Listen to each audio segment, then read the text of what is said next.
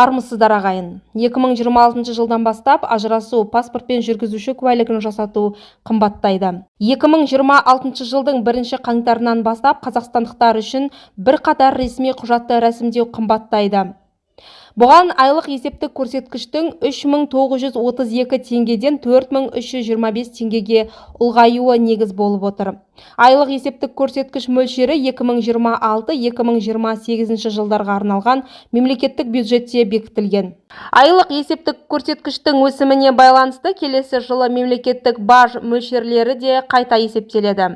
Құжат жасату қымбаттайды. Ол 16 жасқа дейінгі балаларға арналған 24 беттік паспорт 17.300 теңге. 4 айлық есептік көрсеткіш.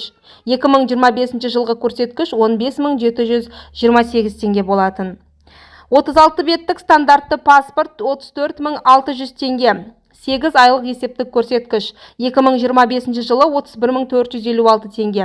48 беттік паспорт 51.900 теңге. 12 айлық есептік көрсеткіш. Биыл 47.184 теңге болған.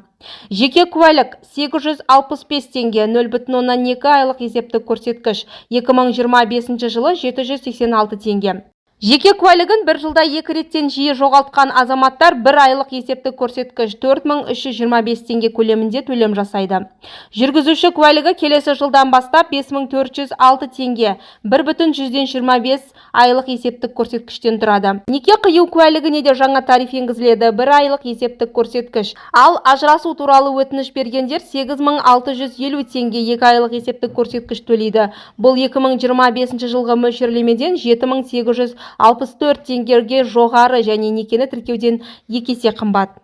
Туу туралы куәлік бұрынғыдай тегін беріледі, алайда құжат жоғалған жағдайда немесе қайта рәсімдеу қажет болса, ата-аналар 0,5 айлық есептік көрсеткіш 2163 теңге төлейді. Кімдер мемлекеттік баж төлеуден босатылады? Бірқатар санаттағы азаматтар құжаттарды ақысыз рәсімдей алады. Бұл тізімге кіреді. Олар ел батырлары мен жоғары мемлекеттік наградалары бар тұлғалар, көп балалы аналардың құрметті атақ иелері, соғыс ардагерлері мен жауынгерлік әрекеттерге қатысушылар, мүмкіндігі шектеулі жандар және мүгедектігі бар баланың ата-аналары, әлеуметтік мекемелерде тұратын қарттар, жетім балалар мен толық мемлекеттік қамқорлықтағы балалар, Чернобыль апатының салдарынан зардап шеккендер.